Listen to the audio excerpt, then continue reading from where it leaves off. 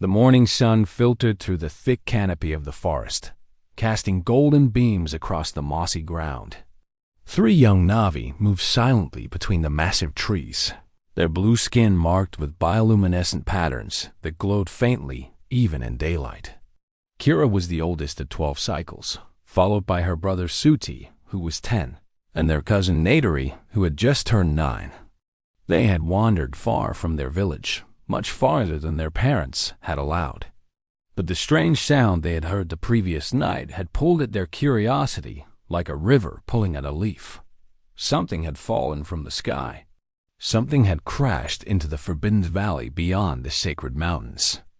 Kira held up her hand, signaling the others to stop. Through the dense vegetation, she could see something that did not belong to this world. Metal gleamed in the sunlight, twisted and broken. Smoke still rose from parts of the wreckage, carrying a strange smell that burned their sensitive noses. The crashed vessel was enormous, larger than any creature Kira had ever seen.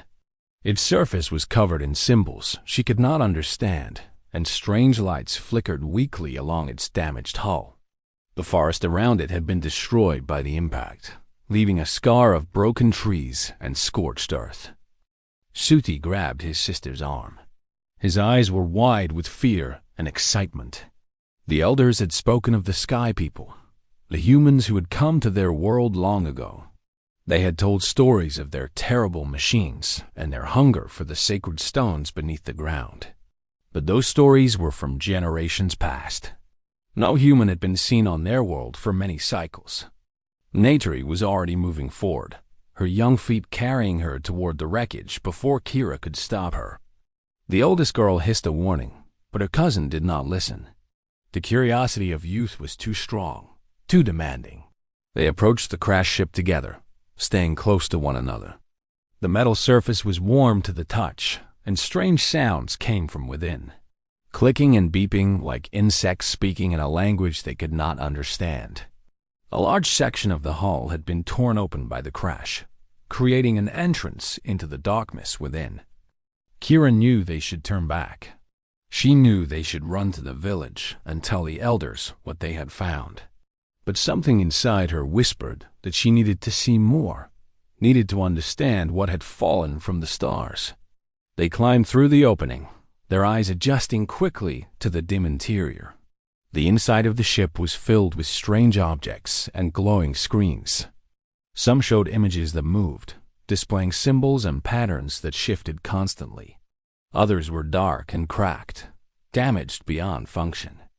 Suti found something on the floor and picked it up. It was a small device that fit perfectly in his hand, covered in buttons and lights.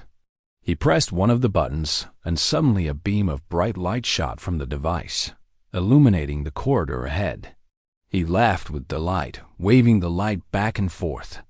Nateri discovered a room filled with strange suits hanging on the walls. They were shaped like bodies, but made of thick material with clear helmets. She touched one and felt its smooth surface, wondering what creature would need such covering. Kira moved deeper into the ship, drawn by a sound she could hear ahead. It was faint, barely audible, but her sharp ears detected it clearly. A voice. Someone was speaking in a language she did not know. She found the source in what appeared to be the center of the vessel. A human lay trapped beneath heavy debris, its small body twisted at an unnatural angle. Kira had never seen a human before, except in the drawings the elders made during storytelling. They were smaller than Na'vi, with pale skin and no tail. Their eyes were tiny, and they had strange hair covering their heads. This human was female, Kira realized. Her face was covered in red liquid that Kira understood to be blood. Her breathing was shallow, and her eyes were closed. The voice Kira had heard came from a small device attached to the human's wrist, crackling with static and distant words. Suti and Nateri appeared behind their cousin, freezing when they saw the injured creature. Nateri made a small sound of surprise, stepping backward into her older cousin. Suti gripped his light device tighter, unsure if the human was dangerous. The human's eyes opened slowly, focusing on the three young Na'vi standing before her. She did not scream or show fear. Instead, she smiled weakly, blood staining her teeth. She spoke, her voice barely a whisper, words that meant nothing to the children. Then she lifted her hand and pointed past them, toward the entrance they had come through. Her expression changed to one of urgent warning. She repeated the same words several times, her voice growing more desperate with each repetition. Kira did not understand the word, but she understood the warning. Something was wrong. Something was coming. A sound reached their ears from outside the ship. It was a growling, rumbling noise that vibrated through the metal walls. The children turned toward the entrance, their hearts beginning to race. Through the torn hole, they could see movement in the forest. Large shapes were approaching, moving between the trees with terrible purpose. Kira recognized them immediately, and terror seized her heart. Thanators. 3 of them. The most dangerous predators on their world. They must have been attracted by the crash, by the smell of blood, and the promise of easy prey. Their massive bodies moved with deadly grace, their 6 legs carrying them swiftly toward the wrecked ship. The children were trapped. The only exit led directly toward the approaching predators. There was nowhere to run, nowhere to hide. Kira pulled her younger companions behind her, knowing that she could not protect them, but unwilling to let them face death alone. The injured human watched the terror on their young faces. She understood what was happening, even without seeing the creatures outside. She had been on this world long enough to know its dangers, to know what sounds meant death. With tremendous effort, fighting against the pain that screamed through her broken body, the human began to move. She pushed at the debris pinning her legs, her face contorting with agony. Kira watched in amazement as the small creature refused to surrender to its injuries. The human reached for something on her belt, pulling free a device unlike anything Kira had seen. It was made of metal and shaped like an extended hand, with a small opening at one end. The human checked it quickly, her fingers moving with practiced efficiency despite her wounds. She spoke to the children again, gesturing for them to move behind her. Her voice was calm now, steady and commanding. Kira did not need to understand the words to understand the meaning. The human was going to protect them. The first Thanator reached the ship, its massive head pushing through the torn hull. Its eyes found the small group huddled inside, and it let out a roar that shook the vessel. Drool dripped from its jaws as it began to squeeze its enormous body through the opening. The human raised her weapon and fired. The sound was deafening in the enclosed space, a thunderous crack that made the children cover their ears. A bright flash accompanied each shot, and the Thanator screamed in pain and fury. It pulled back, wounded but not dead, making room for its companions to attack. The human kept firing, each shot precise despite her weakened state. She did not waste ammunition, did not panic, did not miss. She had trained for situations like this, had prepared for the moment when survival depended on steady hands and clear thinking. But she was only one human, badly injured, and facing 3 of the deadliest creatures on an alien world. Her weapon clicked empty, and she immediately reached for another device on her belt. This one was smaller, round, with a single button on top. She looked at the children, her eyes conveying something that transcended language. Trust. She was asking them to trust her. She pressed the button and threw the device toward the opening where the Thanators were gathering for another attack. Then she threw herself over the children, covering their small bodies with her own. The explosion was unlike anything the children had ever experienced. Light and sound and force combined into a single moment of overwhelming power. The ship shook violently, and pieces of metal flew through the air. The Thanators screamed, their sensitive eyes and ears overwhelmed by the blast.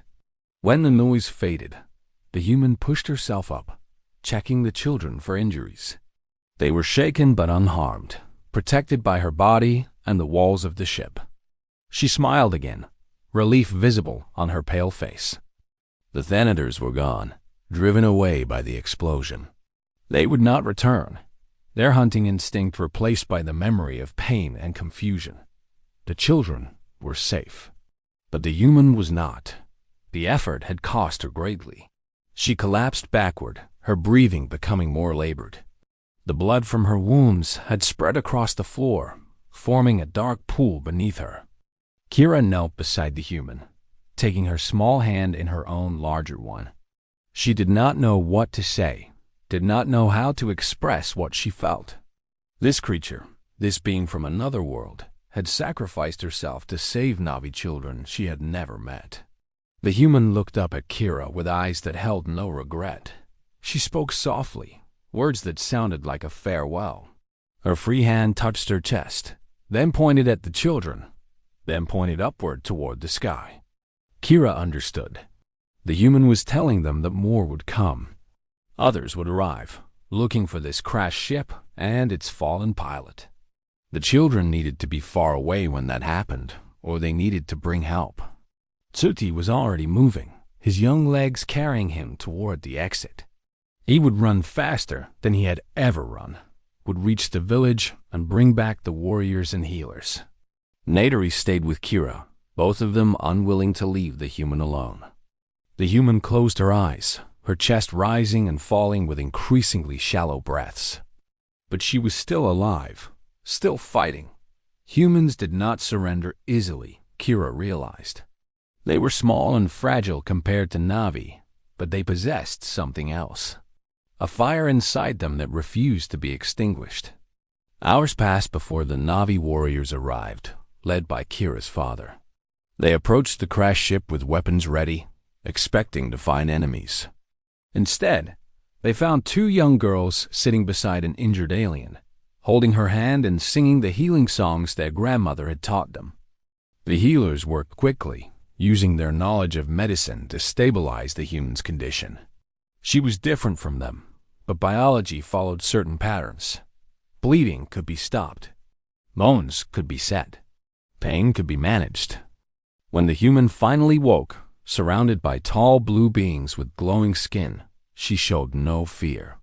She simply smiled and spoke the single Na'vi word she had learned from listening to the children's songs. Thank you. The children had found more than a crashed ship that day. They had found proof that the universe contained more than predators and prey, more than enemies and victims.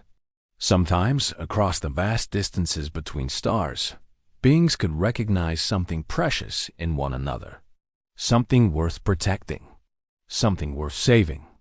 The human would recover. She would learn their language and teach them hers. She would tell them stories of Earth, of humanity's journey across the stars, of their endless curiosity and their stubborn refusal to accept defeat. And the Na'vi would listen, beginning to understand that these small, strange creatures might become something they had never expected. Friends. The elders would speak of this day for generations to come. They would tell how three curious children had discovered the truth about humans. They were dangerous, yes. They were powerful and unpredictable. But they were also capable of extraordinary courage and selfless sacrifice. And that, perhaps, was the most important discovery of all.